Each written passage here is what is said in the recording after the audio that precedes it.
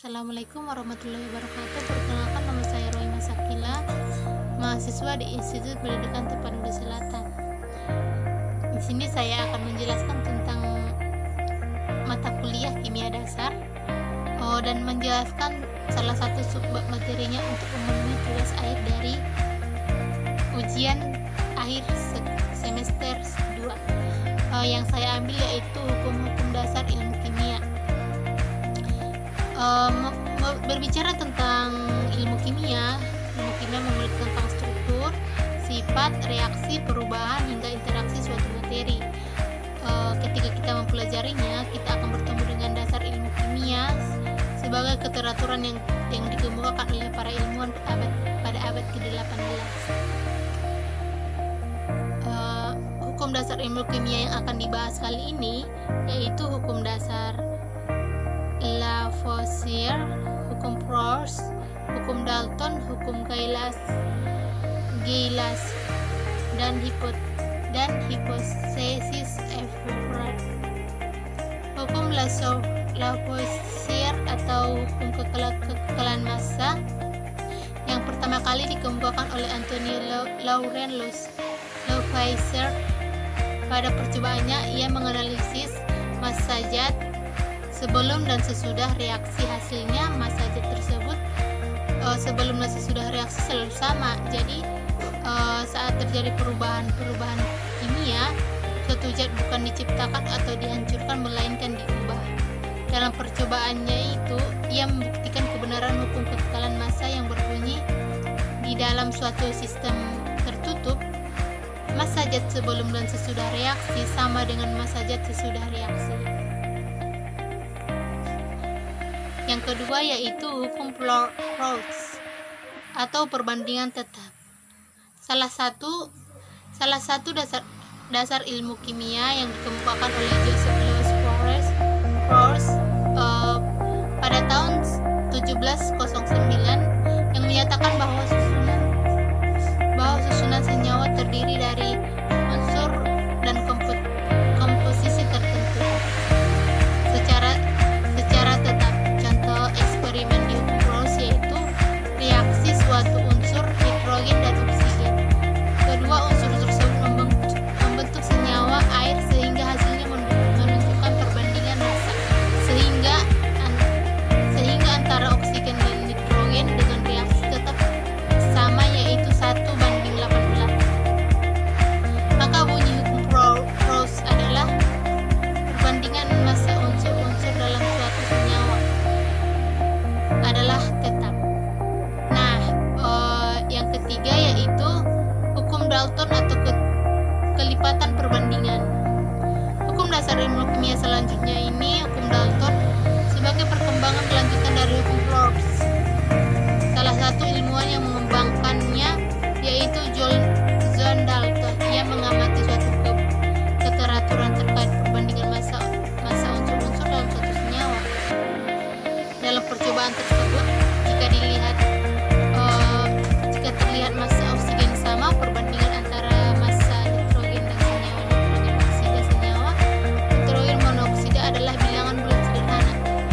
Maka diketahui bunyi Dalton adalah jika dua jenis unsur bergabung membentuk lebih dari satu senyawa, dan jika massa salah satu unsur dalam senyawa tersebut sama sedangkan massa unsur lainnya berbeda, maka perbandingan massa unsur lainnya adalah senyawa tersebut merupakan bilangan bulat sederhana. Nah, yang keempat yaitu hukum Gay-Lussac atau perbandingan volume. Di tahun 1808, Joseph Louis Gay-Lussac mengamati hubungan antara volume gas dalam suatu reaksi kimia. Hasil pengamatannya yaitu pada suhu tekanan yang sama, volume gas oksigen bereaksi 2 volume hingga hidrogen yang menghasilkan 2 volume uap air, maka berbunyi hukum Gay-Lussac adalah pada suhu dan tekanan yang sama, volume gas-gas bereaksi dan volume gas-gas hasil reaksi berbanding sebagai bilangan bulat sederhana. Perlu diketahui hukum ini berlaku pada reaksi gas yang susunan molekulnya sederhana. Dengan hukum ini, volume gas di suatu reaksi dapat kita temukan apabila salah satu gas diketahui. Nah, nomor 5 yaitu hukum Avogadro. Hukum terakhir merupakan hukum hipotesis Avogadro yang dikemukakan oleh Amedeo Avogadro di tahun 1811 atau 1811. Dalam percobaannya ia mengemukakan suatu partikel. Ia menemukan suatu partikel unsur tidak selalu berupa atom tunggal, melainkan dapat berupa molekul unsur atau 2 atom lebih. Bunyi dari hipotesis Avogadro adalah pada suhu dan tekanan yang sama, semua gas bervolume sama mengandung jumlah molekul yang sama pula.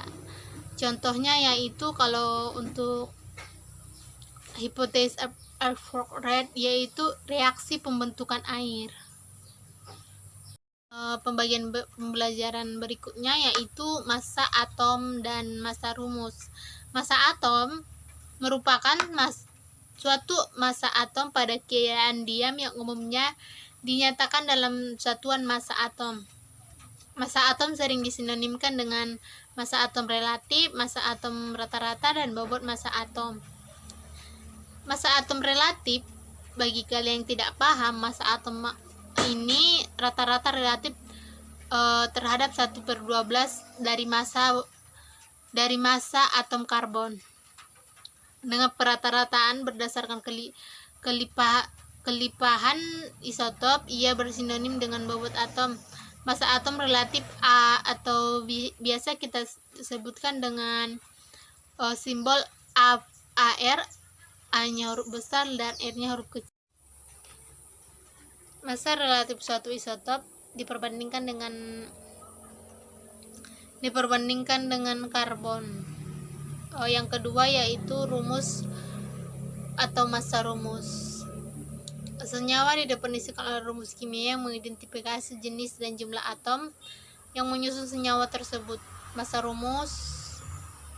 rumus didefinisikan sebagai jumlah atom berdasarkan jenis jumlah atom yang terdefinisi dalam rumus kimianya. Rumus kimia molekul disebut dengan rumus molekul, dan massa rumus kimianya disebut dengan massa molekul. Berikutnya konsep mol. Konsep mol merupakan jumlah tertentu untuk menyatakan banyaknya suatu zat yang berukuran mikroskopis atau kecil-kecil ya. Berikutnya yaitu persamaan reaksi. Dalam ilmu kimia, persamaan reaksi adalah penulisan simbolis dalam suatu reaksi kimia. Rumus kimia diprediksi ditulis di sebelah kiri persamaan, dan rumus kimia produk dituliskan di sebelah kanan. Koefisien yang ditulis di sebelah kiri rumus kimia sebuah zat adalah koefisien stoikiometri yang menggambarkan jumlah zat tersebut yang terlibat dalam reaksi relatif terhadap zat lain. Persamaan reaksi yang pertama kali dibuat oleh para ahli adalah iachromia Jean Beguin pada 1615 pada tahun 1615 dalam sebuah persamaan reaksi. Berikutnya yaitu hitungan kimia. Hitungan kimia atau air merupakan senyawa yang paling sederhana yang sering kita jumpai. Bangsa Yunani kuno beranggapan bahwa air sebagai salah satu dari amuat unsur selain api, tanah, dan udara. Bagian terkecil dari air yaitu molekul air. Molekul adalah partikel yang sangat kecil sehingga jumlah molekul dalam air bisa lebih banyak dibandingkan jumlah kertas pada buku. Wow. Berikutnya yaitu